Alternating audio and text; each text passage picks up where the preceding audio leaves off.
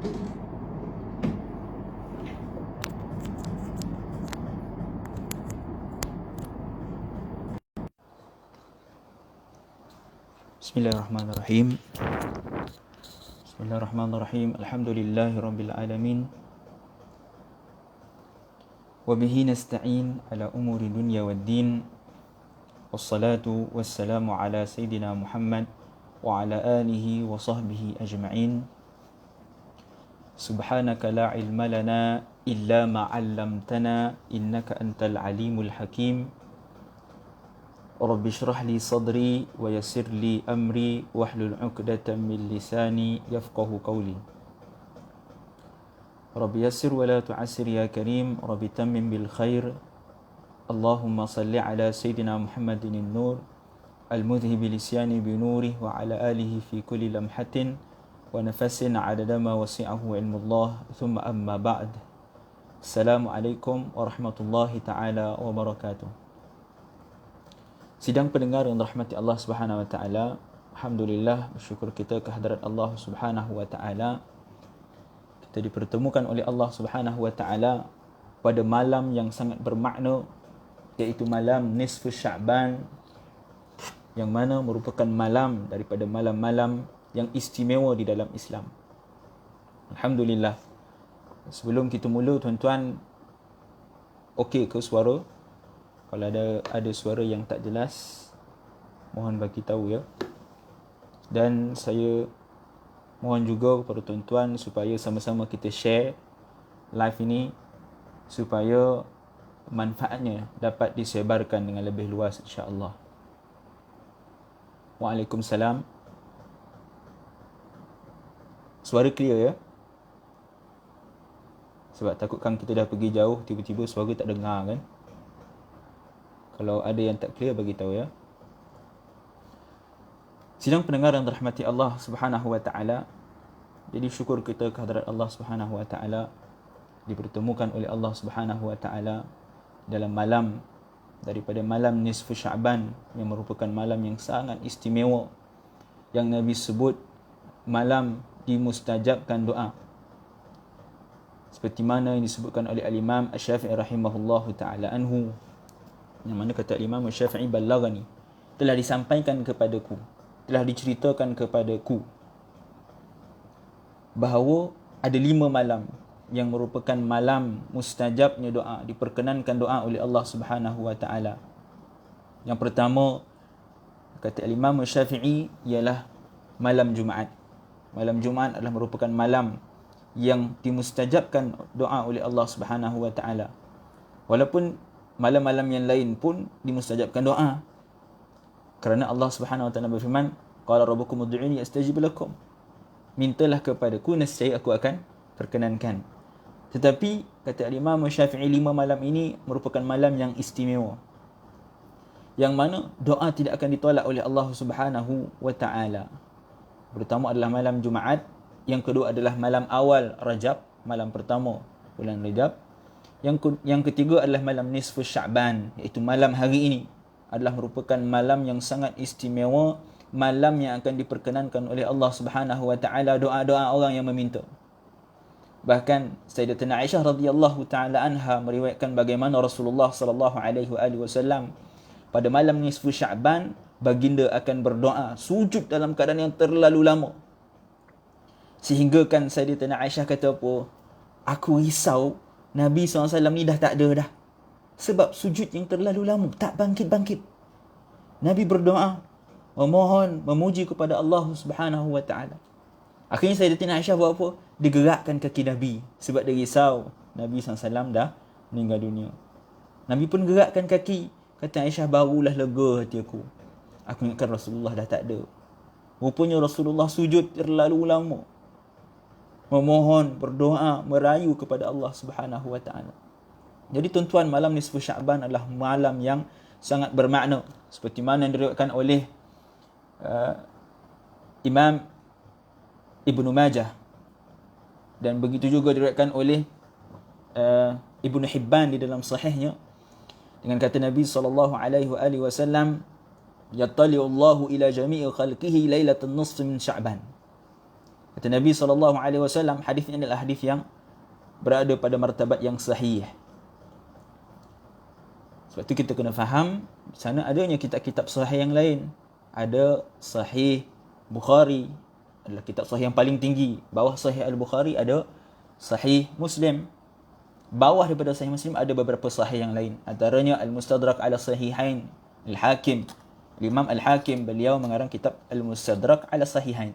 Yang ini beliau keluarkan hadis-hadis yang memenuhi syarat Al-Bukhari dan Muslim. Begitu juga ada kitab namanya Sahih Ibn Hibban. Ada namanya Sahih Ibn Khuzaimah. Yang masyhur, yang biasa kita dengar adalah Sahih Bukhari dan Muslim. Di sana ada juga kitab sahih-sahih yang lain.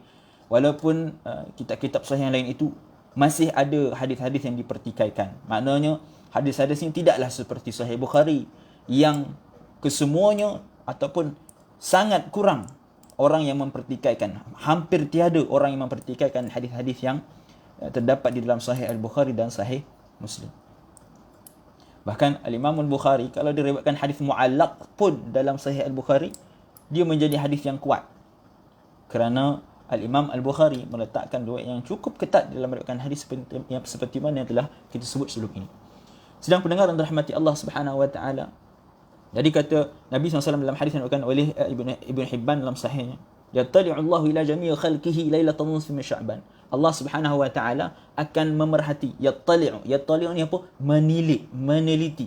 Dia berbeza dengan ra'a. Kalau ra'a, pandang, tengok. Allah Subhanahu wa taala Maha melihat. Al-Basir, Allah Subhanahu wa taala Maha melihat, Maha pelihat. Tetapi dalam hadis ini Nabi kata yattali'u, Allah akan meneliti, memberikan perhatian yang lebih kepada hamba-Nya pada malam nisfu Sya'ban. Yaghfiru li jami'i khalqihi, kata Nabi SAW, Allah Subhanahu wa taala akan mengampunkan dosa-dosa hamba-Nya pada malam nisfu Sya'ban, kecuali bagi dua orang. Hadis ini juga kan oleh beberapa imam yang lain, antaranya Imam Ahmad, cuma mempunyai lafaz yang sedikit berbeza. Kata Nabi SAW, Allah akan ampunkan dosa-dosa makhluknya yang beragama Islam, sudah pasti yang beriman kepada Allah Subhanahu wa taala. Allah akan ampunkan segala dosa mereka, kecuali dua orang, kata Nabi SAW. Kecuali dua golongan. Yang pertama adalah golongan yang musyrik, yang mensyirikkan Allah Subhanahu wa taala. Yang kedua adalah orang yang musyahin, orang yang ada perbalahan dengan sesama manusia, orang yang gama hasad dengki, orang yang gama sakit hati dengan orang yang gama cari pasal dengan orang yang suka menabur fitnah, memecah belahkan orang, jadi batu api. Maka orang-orang ni adalah Nabi sebut antara orang yang tidak akan diampunkan oleh Allah Subhanahu wa taala pada malam nisfu Sya'ban. Wal a'yadu billah. Maka tuan-tuan, malam ini adalah merupakan malam yang diampunkan segala dosa-dosa kita, dan malam yang mana kita berdoa kepada Allah Subhanahu wa taala. Moga-moga diperkenankan oleh Allah Subhanahu wa taala segala doa-doa kita pada malam ini. Dan ulama sepakat di dalam menentukan kemuliaan malam nisfu Sya'ban. Bahkan ada sebahagian ulama yang menghidupkan malam nisfu Sya'ban dengan melakukan zikir-zikir, dengan memperbanyakkan ibadah seperti salat, membaca Al-Quran, siangnya mereka berpuasa.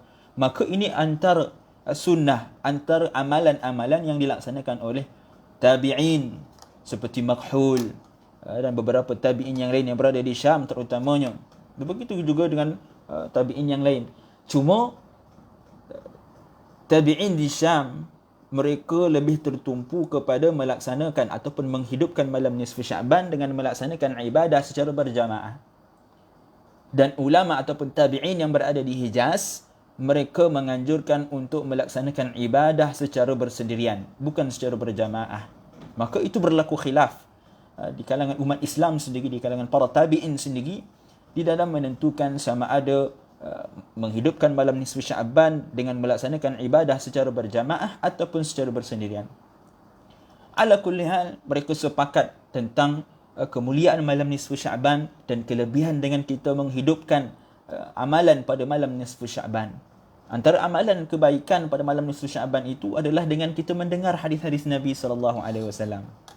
Dengan kita mempelajari hadis-hadis baginda sallallahu alaihi wasallam, moga-moga kita juga ditulis daripada orang yang menghidupkan malam-malam nisfu Sya'ban dan diberikan ganjaran yang besar oleh Allah Subhanahu wa taala.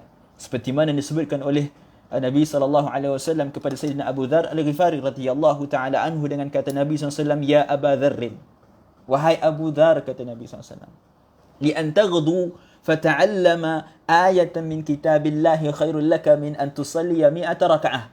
Kata Nabi sallallahu alaihi wasallam, wahai Abu Dzar, Abu Dzar Al-Ghifari radhiyallahu taala anhu, sahabat yang telah kita bincangkan sebelum ni, seorang sahabat yang sangat zuhud, yang sangat banyak beribadah kepada Allah Subhanahu wa taala. Jadi kata Nabi SAW kepada Sayyidina Abu Dzar Al-Ghifari, wahai Abu Dzar, li an taghdu fata'allama ayatan min kitabillah, engkau keluar pergi belajar satu ayat daripada ayat Allah Subhanahu wa taala, khairul laka min an tusalliya 100 raka'ah. Kata Nabi SAW, itu lebih baik daripada engkau melaksanakan salat sebanyak 100 rakaat. Dan kata Nabi SAW lagi, li an taghdu fata'allama baban min al-ilmi khairul laka min an tusalliya 1000 raka'ah. Kata Nabi SAW kepada Sayyidina Abu Dzar Al-Ghifari, kalau engkau wahai Abu Dzar keluar mempelajari satu bab daripada ilmu, itu adalah lebih baik daripada engkau melaksanakan salat sebanyak 1000 rakaat. Menunjukkan bahawa kelebihan menuntut ilmu, kelebihan kita membaca ayat Al-Quran dan hadis-hadis baginda sallallahu alaihi wasallam, itu adalah melebihi daripada melaksanakan salat sebanyak 1000 rakaat. Moga tuan-tuan, dengan kita mendengar hadis pada malam ini, walaupun bukan dalam tempoh yang lama, moga kita dituliskan pahala yang besar daripada Allah Subhanahu wa taala dan menjadi asbab kita dihimpunkan bersama dengan baginda sallallahu alaihi wasallam di dalam syurga. Amin. Sidang pendengar yang dirahmati Allah Subhanahu wa taala, maka kita telah sampai pada kitab 40 hadis perihal zaman kini, pada hadis yang kedua, pada halaman ke-76. Kalau tuan-tuan yang ada kitab, tuan-tuan boleh buka halaman ke-76, hadis yang kedua. Wa bihi qala an Abi Hurairah radhiyallahu anhu qala, bismillahirrahmanirrahim, daripada Sayyidina Abu Hurairah radhiyallahu taala anhu, beliau berkata, qala Rasulullah sallallahu alaihi wasallam, Rasulullah sallallahu alaihi wasallam pernah bersabda, la taqumus sa'atu hatta yukfara billahi jahran. Kata Nabi sallallahu alaihi wasallam, tidak akan berlakunya kiamat sehinggalah Allah Subhanahu wa taala itu disyirikkan, sehinggalah Allah Subhanahu wa taala itu diduakan secara terang-terangan. Wa dzalika 'inda kalamihim fi rabbihim, dan perkara itu berlaku, yakni syirik tersebut berlaku secara nyata bukan ketika mereka berbual, bukan ketika mereka bercakap tentang agama yang lain, tak. Mereka mensyirikkan Allah Subhanahu wa taala, kata Nabi SAW, ketika mana mereka membincang berkenaan dengan Tuhan mereka. Tuan-tuan, hadis ini cukup jelas menunjukkan kemukjizatan baginda sallallahu alaihi wasallam seperti yang kita nampak. Bagaimana Nabi SAW bagi tahu manusia nanti mereka akan mensyirikkan Allah Subhanahu wa taala ketika mana mereka membincangkan berkenaan dengan Tuhan mereka sendiri, bukan berkenaan dengan agama lain, bukan berkenaan dengan orang luar yang bukan Islam, tetapi mereka sendiri ketika berbicara tentang Tuhan mereka, mereka telah mensyirikkan Allah Subhanahu wa taala. Baik, kita tengok lagi. Selain itu, ada ilami juga meriwayatkan daripada Sayyidina Abu Hurairah radhiyallahu anhu dengan lafaz la taqumus sa'atu hatta yakuna khusumatuhum fi rabbihim. Terdapat riwayat lain daripada Ad-Dailami yang mana beliau meriwayatkan daripada Sayyidina Abu Hurairah radhiyallahu anhu dengan lafaz la taqumus sa'ah, tidak akan berlakunya kiamat hatta yakuna khusumatuhum fi rabbihim, sehinggalah berlakunya, sehinggalah terjadinya permusuhan tentang Tuhan mereka. Tuhan mereka, mereka ni siapa? Bukan orang bukan Islam, bukan Buddha, bukan Hindu, bukan Kristian, tapi siapa? Umat Islam sendiri. Mereka bergaduh, mereka bermusuh-musuhan ketika membincangkan tentang Tuhan mereka sendiri. Tuan-tuan, perkara ini tuan-tuan berlaku dengan jelas pada hari ini yang kita boleh tengok sekeliling kita. Kita boleh tengok dengan jelas dalam Facebook kita, dalam Instagram kita, dalam Twitter kita, yang mana berlakunya kesyirikan kepada Allah Subhanahu Wa Taala secara terang-terangan. Nanti kita akan bincang apa dia makna syirik.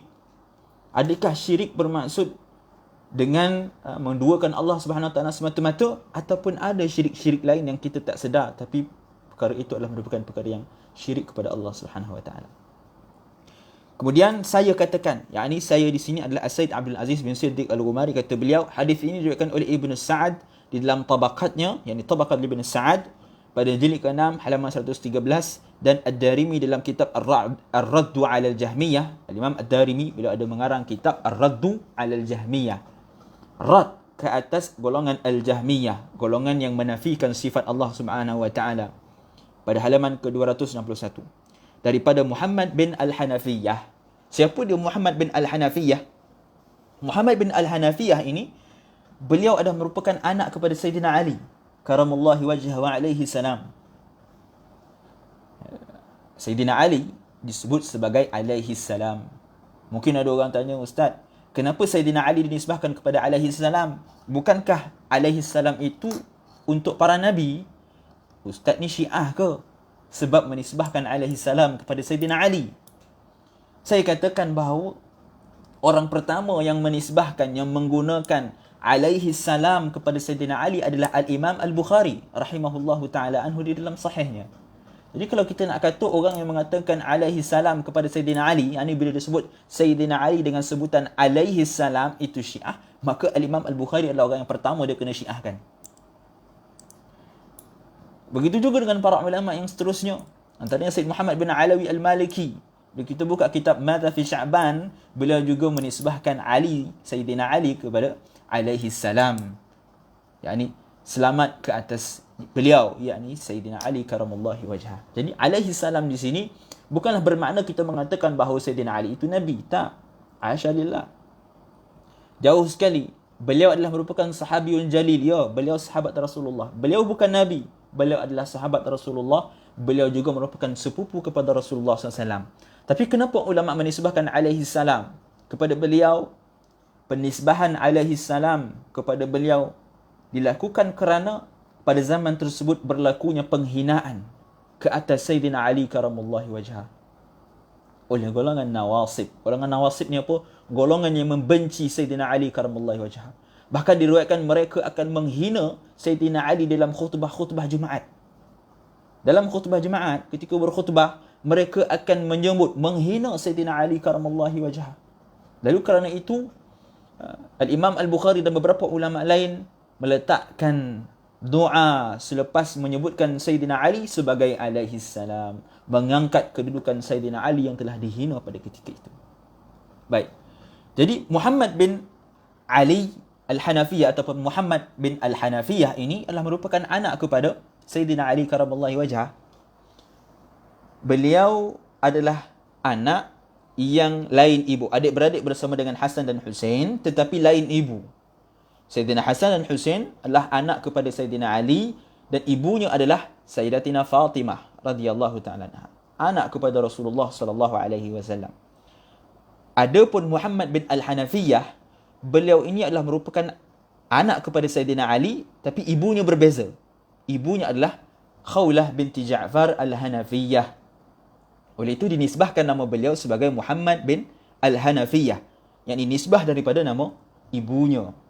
Dan kerana pada zaman tersebut diriwayatkan bagaimana masyarakat umat Islam pada ketika itu ingin membezakan di antara Hasan dan Husain dan Muhammad bin Al-Hanafiyah, nak bezakan yang ibunya berbeza, lalu dinamakan Muhammad sebagai Muhammad Al-Hanafiyah ataupun Muhammad bin Al-Hanafiyah, nisbah kepada ibunya.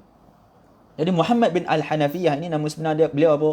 Nama sebenar beliau adalah Muhammad bin Ali bin Abi Talib Al-Hashimi Al-Qurashi, anak kepada Sayyidina Ali bin Abi Talib radhiyallahu ta'ala anhuma. Jadi Muhammad bin Al-Hanafiyah ini beliau dilahirkan pada khilafah Sayyidina Umar bin Al-Khattab radhiyallahu ta'ala anhu, iaitu pada tahun 21 Hijrah. Sayyidina Umar radhiyallahu ta'ala anhu memegang khilafah daripada 13 Hijrah sehinggalah ke 23 Hijrah. Jadi beliau dilahirkan pada hujung pemerintahan Sayyidina Umar radhiyallahu taala anhu, iaitu pada tahun 21 Hijrah. Di Sayyidina Ali karamallahu wajhah, ketika mana hayat Sayyidatina Fatimah radhiyallahu taala anha, beliau tidak berkahwin lain. Walaupun dikatakan bahawa Sayyidina Ali ada hajat nak kahwin lain pada ketika itu, tetapi dicegah, dilarang oleh baginda sallallahu alaihi wasallam kerana perbuatan itu akan menyakiti Sayyidatina Fatimah sekaligus akan menyakiti hati baginda sallallahu alaihi wasallam.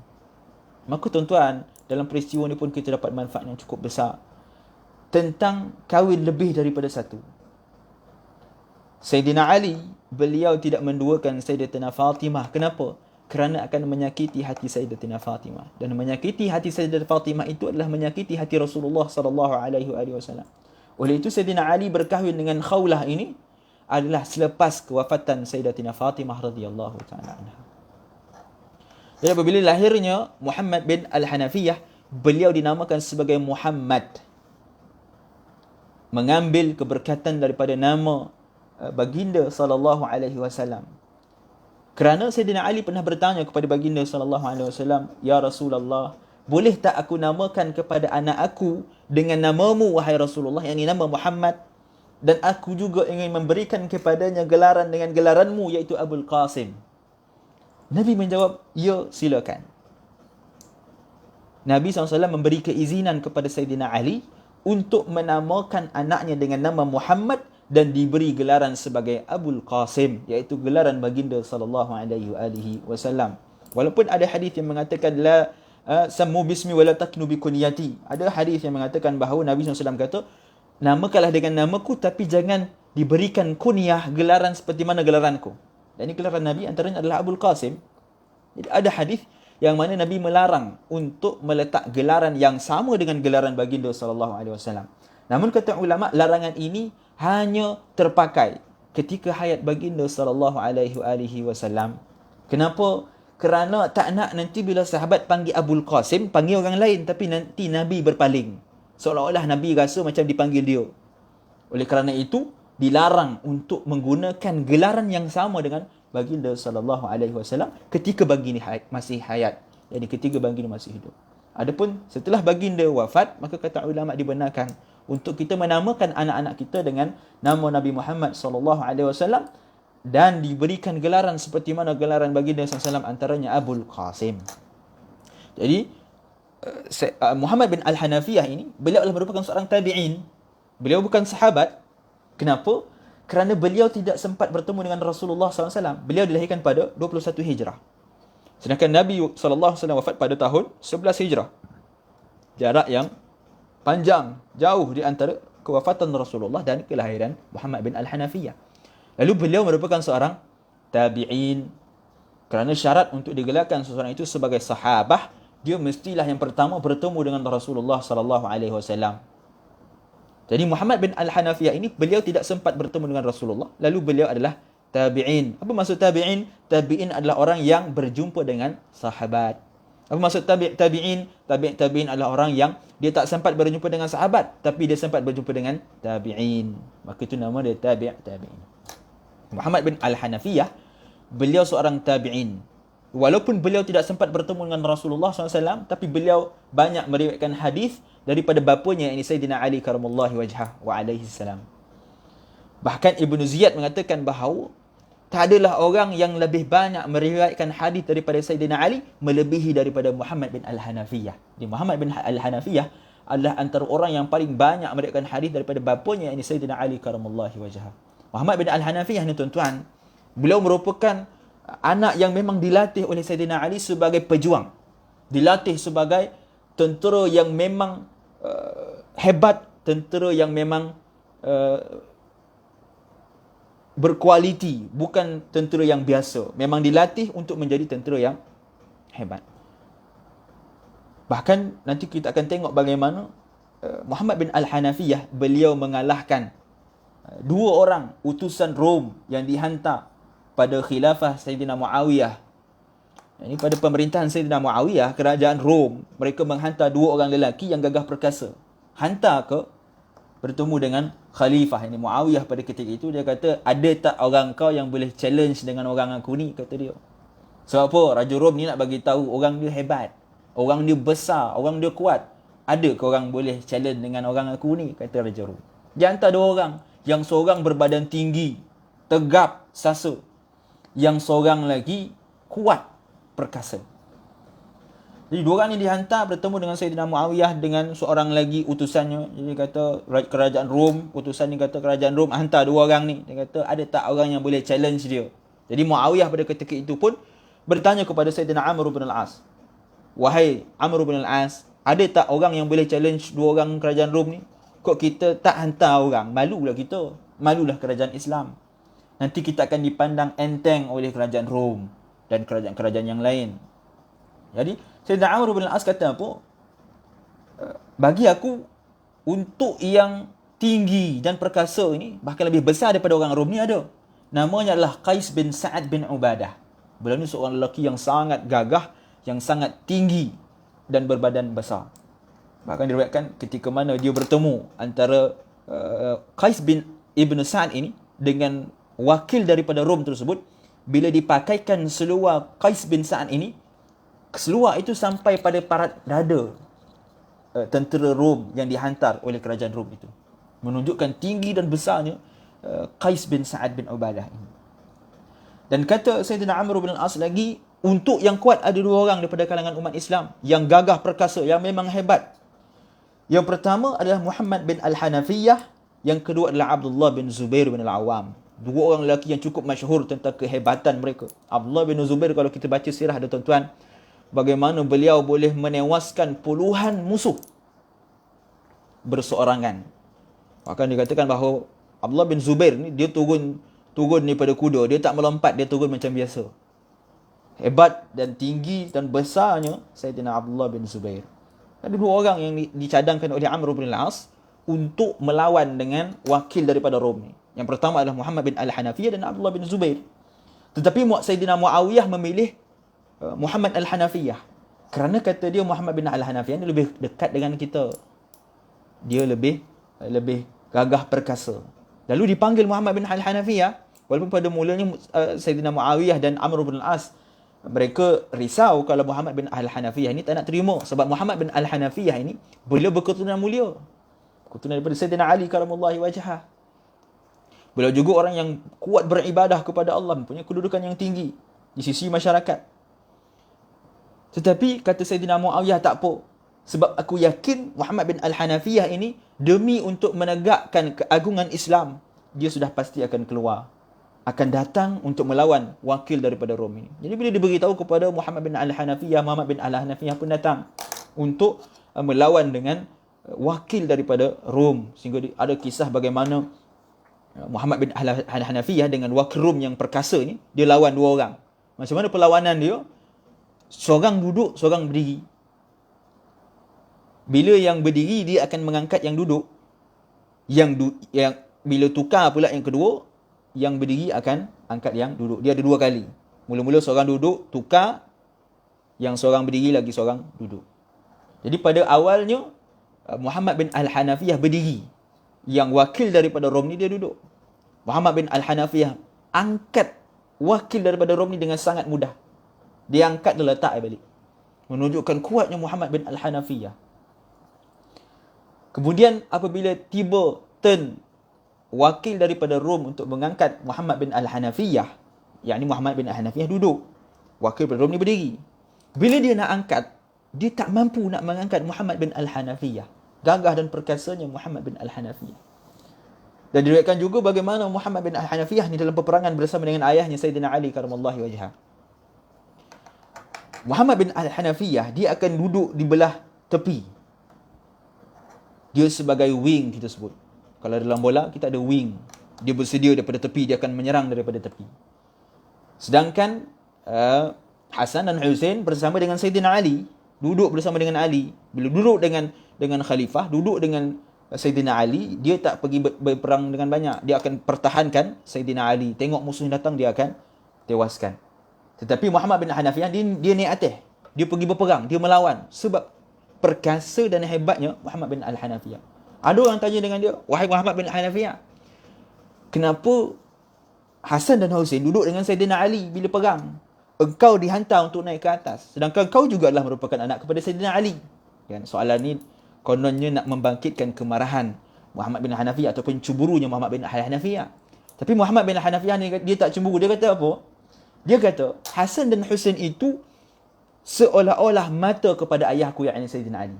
Dia mata. Dia kena duduk di sisi Sayyidina Ali. Dia akan perhatikan musuh yang datang. Dia akan tengok bagaimana keadaan peperangan.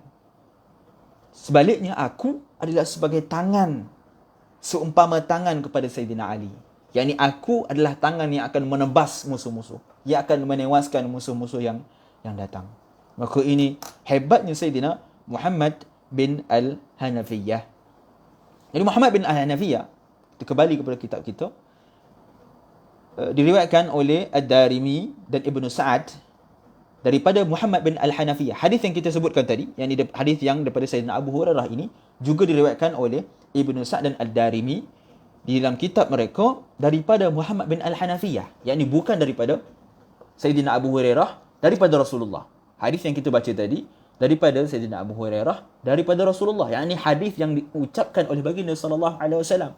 Bila hadis yang diucapkan oleh Nabi sallallahu alaihi wasallam, maka namanya hadis marfu ataupun hadis musnad, ma usnida ila Nabi sallallahu alaihi wasallam. Apa yang disandarkan kepada Nabi sallallahu alaihi wasallam. Tapi dalam riwayat Ibnu Sa'ad dan riwayat Ad-Dailami, beliau melewatkan dengan hadis mauquf ataupun maqtu'.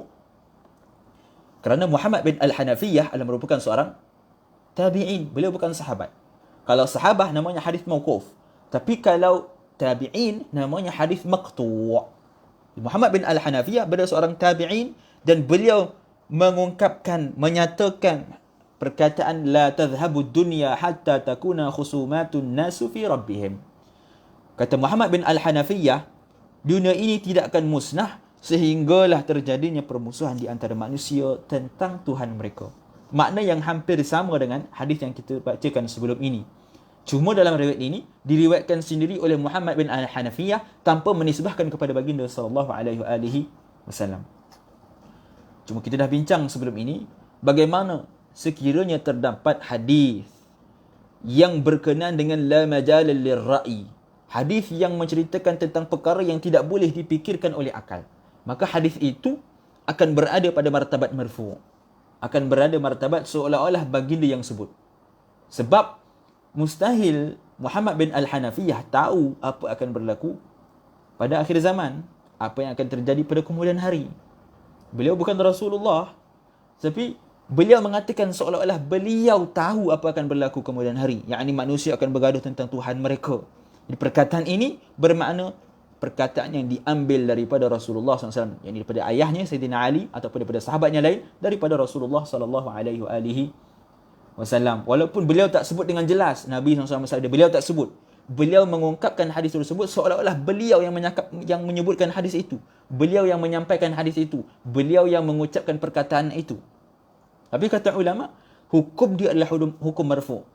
Kerana mustahil beliau mengungkapkan perkataan ataupun perkara-perkara yang akan berlaku pada kemudian hari. Sudah pasti itu adalah daripada Nabi SAW.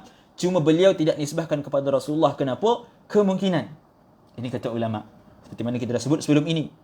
Antara sebab kenapa ada hadis-hadis yang mauquf diriwayatkan oleh sahabat ataupun maqtu' tabi'in, tetapi berkenaan dengan la majalil ra'i, berkenaan dengan perkara-perkara ghaibiyat, perkara-perkara gaib.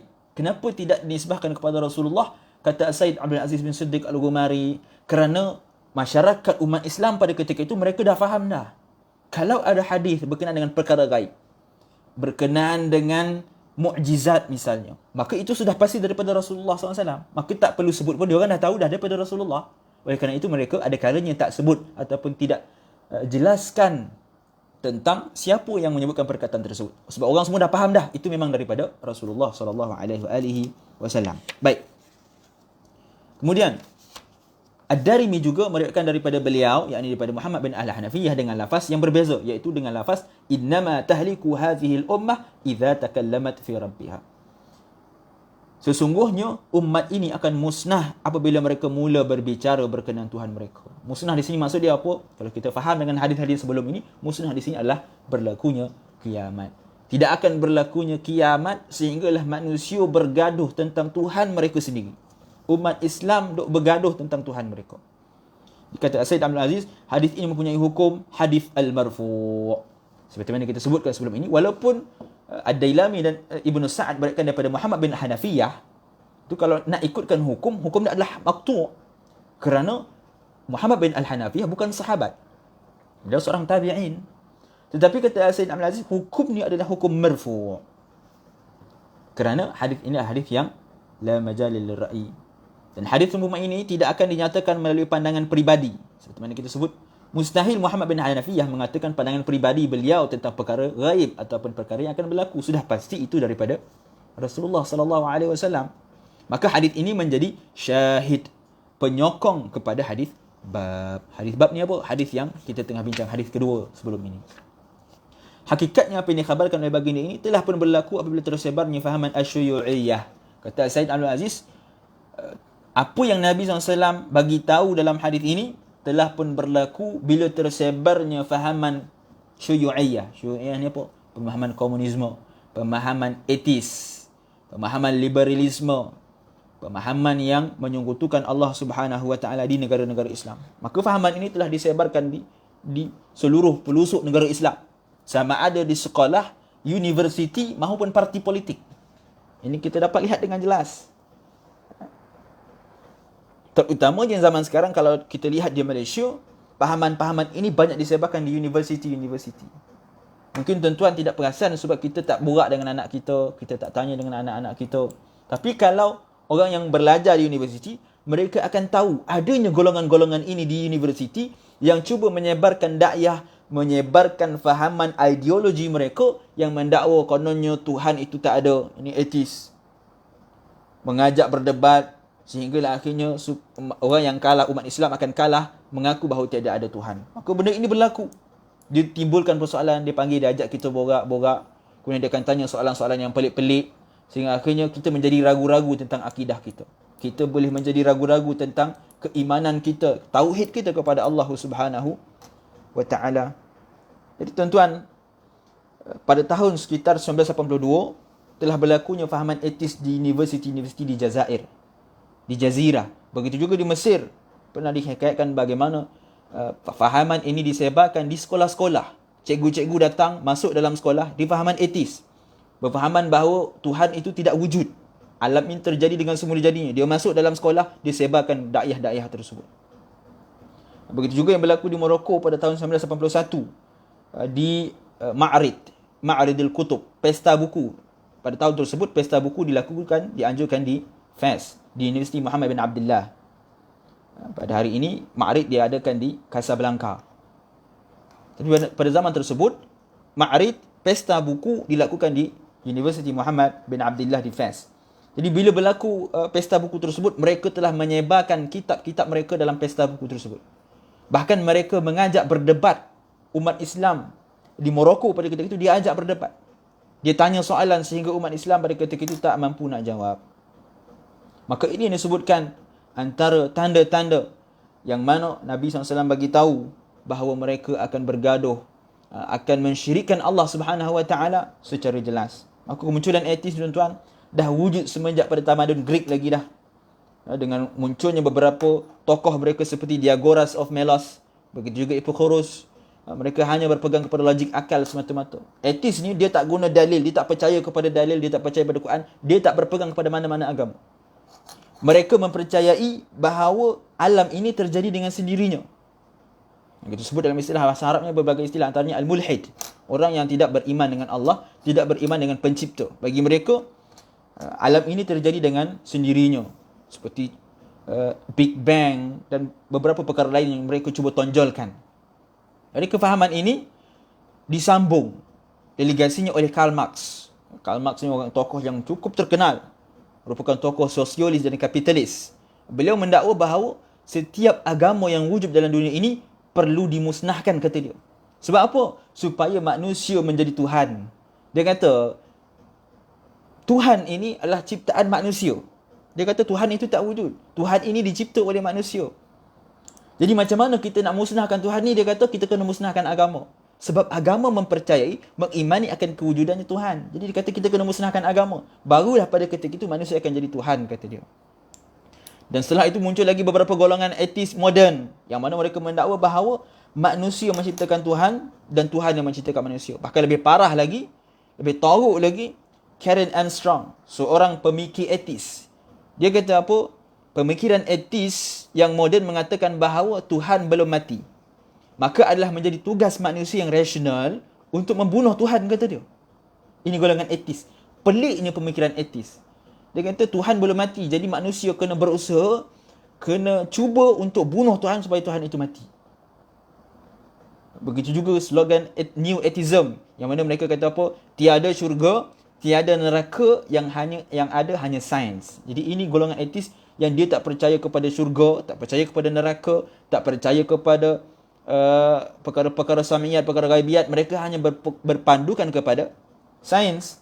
Sebab itulah munculnya evolusi manusia, seperti mana yang didakwa oleh Charles Darwin, kan? Dia kata manusia ni pada boruk, mula-mula boruk, jadi revolusi, akhirnya jadi manusia daripada bongkok, berubah sikit-sikit jadi manusia. Perkara ni tuan-tuan telah disebarkan dalam masyarakat Malaysia sendiri daripada dulu lagi. Kalau tuan-tuan masih ingat, kita di sekolah, saya pun ketika di bangku sekolah, ada orang yang menyebarkan fahaman seperti ini, yang dia kata manusia ini sebenarnya daripada boruk. Mula-mula dia boruk, kemudian dia revolusi, bosa, dia tegak-tegak jadi manusia. Ini fahaman ideologi etis, ideologi Charles Darwin, yang dia nak bawa supaya manusia tidak beriman kepada Tuhan, supaya manusia menolak tentang kewujudan Tuhan, seolah-olah semua berlaku dengan semula jadi, tabi'iyat. Maka ini sebab mereka menyebarkan fahaman-fahaman seperti ini. Begitu juga dengan teori Big Bang. Mereka mendakwa bahawa alam ini bukan diciptakan oleh Tuhan. Sebaliknya alam ini terjadi dengan sendirinya. Oleh itu mereka sebarkan dakwah Big Bang dan sebagainya. Maka di dalam Malaysia, isu ateisme ini tuan-tuan telah menjadi perhatian umum apabila media arus perdana melaporkan kemunculan ateis. Pada tahun 2017 mereka dah semakin bangkit, menyebarkan fahaman mereka dengan berani.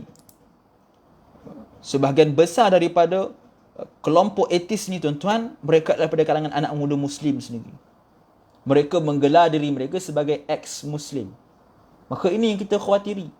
Anak-anak kita yang pergi ke sekolah, yang pergi ke universiti, yang kita anggap dia belajar perkara yang betul, sebaliknya dia disebarkan dengan fahaman-fahaman yang menyeleweng. Tambahan pula tuan-tuan, hari ini kita ada Twitter, kita ada Instagram, kita ada TikTok dan macam-macamnya. Maka mereka, golongan ateis, golongan liberal ini, golongan pluralisme ini, mereka menyebarkan fahaman mereka melalui media-media sosial. Dan kadang-kadang kita tak boleh nak perhatikan anak kita 24 jam. Kita tak tahu apa yang dia baca, apa yang dia tengok. Kadang-kadang kita pun tak tahu sama ada perkara itu betul ataupun tidak. Sedangkan mereka menjadikan itu sebagai medium utama untuk menyebarkan fahaman mereka. Mereka juga ada blog sendiri. Nama dia Melayu Ateis. Blog ni tuan-tuan masih wujud. Dia telah dicipta, diwujudkan pada tahun 2013 dan hari ini masih ada. Blog yang menyebarkan fahaman etis kepada umat Islam. Dinamakan sebagai Melayu Ateis. La haula wala quwata illa billah. Jadi mereka kalau tuan-tuan buka dalam blog ini, mereka ada berkongsi berkenaan perjalanan anak muda, anak Melayu menuju kebenaran. Seolah-olah dia kata anak Melayu sekarang ni dia belum menuju kebenaran. Dia tak jumpa lagi kebenaran. Kebenaran sebenar di sisi mereka apa? Sebenarnya di sisi mereka Tuhan tu tak ada. Alam ini terjadi dengan sendiri. Maka ini fahaman etis yang cuba disebarkan oleh mereka. Jadi umat Islam perlu berusaha, perlu bersatu hati melawan musuh-musuh. Hari ini juga ada parti-parti politik yang mereka telah dikawal ataupun golongan etis ini, golongan pluralisme ini, liberalisme ini, mereka menjadikan parti-parti politik sebagai tempat medium untuk mereka menyebarkan dakwah. Maka ini yang kita takuti. Kita khawatir apabila parti-parti yang dikuasai oleh liberalisme ataupun yang dipengaruhi dengan ideologi pluralisme ini mengawal negara kita, memerintah negara kita. Kita khawatir apabila mereka diberi kuasa, kesempatan untuk menyebarkan fahaman-fahaman ini. Bahkan tuan-tuan, ada sebuah kitab liberalisme yang telah dirasmikan oleh parti politik, oleh YB yang berhormat daripada parti politik tertentu. Maka ini yang kita khawatiri. Kerana golongan etis ini cukup bijak. Golongan liberalisme ini mereka cukup bijak. Mereka mengambil kesempatan daripada tempat-tempat kosong untuk dijadikan tempat mereka menyebarkan fahaman mereka. Maka tuan-tuan, dapatlah kita faham daripada hadis ini, Nabi SAW dah bagi tahu dah dengan jelas apa yang akan berlaku kepada umat Islam pada akhir zaman. Kalau kita melihat daripada sisi yang lain, tuan-tuan, bagaimana manusia pada hari ini juga mereka mensyirikkan Allah Subhanahu wa taala secara jelas ketika mana mereka bercakap tentang Tuhan mereka. Antaranya apa? Mereka mengatakan bahawa Tuhan itu ada di langit. Dia kata Tuhan itu ada tangan, bahkan dicetak buku yang berjudul Mengimani Tangan Allah dan dijual di toko-toko buku. Ini yang kita khawatiri. Yang Nabi sebut sebagai mensyirikkan Allah secara terang-terangan.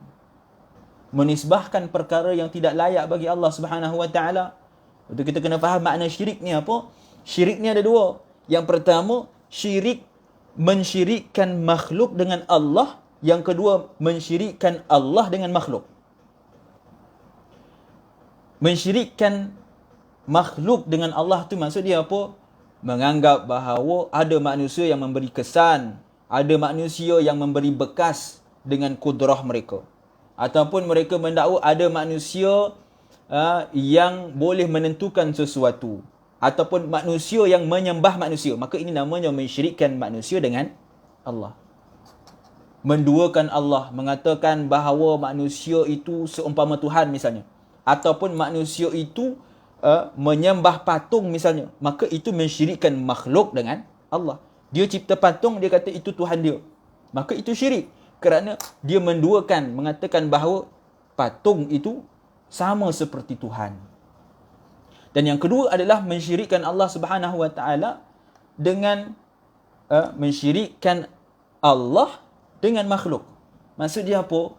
Maksudnya dia menyamakan sifat makhluk kepada sifat Allah. Yang tadi kita kata menyamakan sifat Allah dengan makhluk. Kata patung itu ada kuasa, patung itu dia sebagai Tuhan dan sebagainya. Ataupun isu tangkal, menganggap bahawa tangkal itu mampu memberi bekas, tangkal itu mampu menjadi pelindung. Walaupun ulama bincang dengan panjang lebar tentang hukum menggunakan tangkal. Ibn Hajar Al-Haytami sebut dalam fatwa dengan jelas bahawa hukum menggunakan tangkal itu adalah harus. Itu kita kena faham. Tapi harus menggunakan tangkal itu dengan ayat-ayat Al-Quran dan tidak mengiktikadkan bahawa tangkal itu yang memberi mudarat atau memberi manfaat. Maka itu harus hukum dia. Yang kita kata haram ni apa, yang kata syirik ni apa, bila kita menggunakan tangkal dan kita meyakini bahawa tangkal itulah yang memberi manfaat, tangkal itulah yang memberi mudarat, maka itu hukum dia haram. Tapi jika kita menganggap bahawa tangkal itu sebagai asbab yang beri manfaat, beri mudarat hanya Allah, maka hukumnya tidak haram. Itu kita kena faham. Disebutkan Ibn Hajar Al-Haytami. Begitu juga dengan kita makan ubat. Ya. Kalau kita kata ubat yang memberi sihat, ini maksud mensyirikkan makhluk dengan Allah. Mengatakan bahawa makhluk, yakni ubat itu yang memberi kesihatan, sedangkan yang memberi sihat itu adalah Allah. Jadi kalau ada orang yang dia kata aku sihat sebab ubat, maka itu pun namanya syirik. Kerana menyamakan sifat penyembuh Allah dengan makhluk. Ataupun yang lain, yang kedua yang kita sebut tadi, menyamakan Allah dengan makhluk. Mengatakan Allah itu berada di atas langit. Tuan-tuan, hari ini tuan-tuan pergilah di mana-mana pun, bukan di Malaysia, di seluruh dunia. Lahirnya golongan-golongan yang mendakwa bahawa Allah Subhanahu wa taala itu ada di atas langit, bersila lendik. Allah Subhanahu wa taala itu mempunyai tangan, mempunyai kaki, berjalan, gelak. La haula wala quwata illa billah. Hasya lillah. Mustahil bagi Allah Subhanahu wa taala segala sifat yang tidak layak baginya. Sebab itu penting untuk kita mempelajari akidah, supaya kita tidak terjerumus kepada perkara-perkara yang mensyirikkan Allah Subhanahu wa taala. Kita sebut pada awal-awal pengajian kita pada hari ini, yang mana antara asbab Allah Subhanahu wa taala tidak ampunkan dosa seseorang pada malam nisfu Syaban adalah mereka yang mensyirikkan Allah Subhanahu wa taala. Sama ada menyamakan makhluk dengan Allah ataupun menyamakan Allah dengan makhluk, maka keduanya adalah syirik. Akan boleh dijatuhkan hukum kufur kalau seorang itu mengatakan bahawa Allah itu ada tangan dan tangan dia seperti makhluk. Maka sepakat ulama mengatakan hukumnya adalah kufur. Cuma ulama berbeza pendapat, jika ada orang kata Allah itu ada tangan tapi tak serupa dengan makhluk, maka itu ada sebagian ulama yang mengatakan fasik, dia tak jatuh kepada kufur. Itu perbincangan ulama. Tapi kita kena faham, menisbahkan kepada sesuatu yang tidak layak bagi Allah SWT itu adalah tidak benar.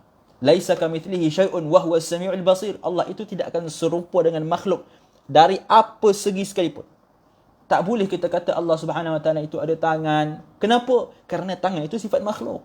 Bila kita kata Allah itu ada tangan, maka kita telah menyerupakan Allah dengan makhluk dan berlawanan dengan firman Allah Subhanahu Wa Taala, laisa kamitslihi syai'un wa huwas samiul basir. Yang Allah itu tidak akan serupa dengan makhluk daripada segala segi pun. Begitu juga dengan kita mendakwa bahawa Allah itu ada di langit. Maka ini juga menisbahkan sesuatu yang tidak layak bagi Allah. Kenapa? Kerana seolah-olah kita mendakwa bahawa Allah itu berhajat kepada tempat. Sedangkan tempat, langit ke semua itu adalah ciptaan Allah Subhanahu Wa Taala. Allah tidak memerlukan kepada tempat. Ini disebutkan oleh Imam At-Tahawi dalam matan akidahnya. Akidah At-Tahawiyah. La yahwihi al-jihat as-sitt. Jasair al-mubtada'at.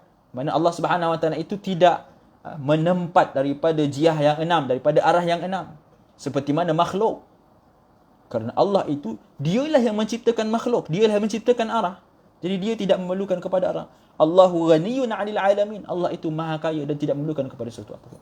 Maka sedang pendengar yang dirahmati Allah Subhanahu Wa Taala. Oleh kerana itulah penting untuk kita mempelajari akidah. Penting untuk kita mendidik anak-anak kita dengan akidah yang benar, dengan akidah yang sahihah. Oleh itu ulama menyusun sifat 20.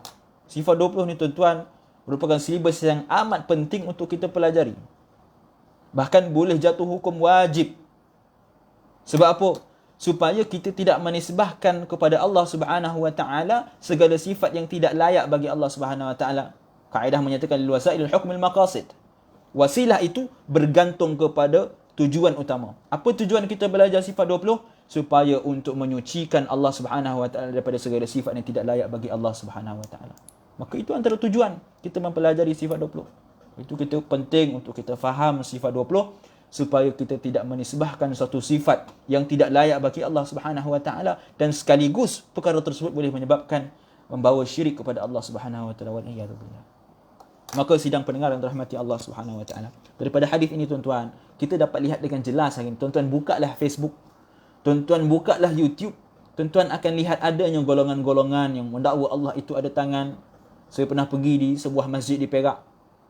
Duduk di masjid tu dengar kuliah maghrib. Dengar kuliah maghrib, tiba-tiba ustaz tu kata, Allah Subhanahu Wa Taala itu ada tangan, dia kata. Dalilnya apa? Yadullahi fawqa aydihim. Dia bagi dalil. Dia kata, tangan Allah di atas tangan-tangan mereka dalam Al-Quran. Sedangkan para ulama tidak memahami seperti itu.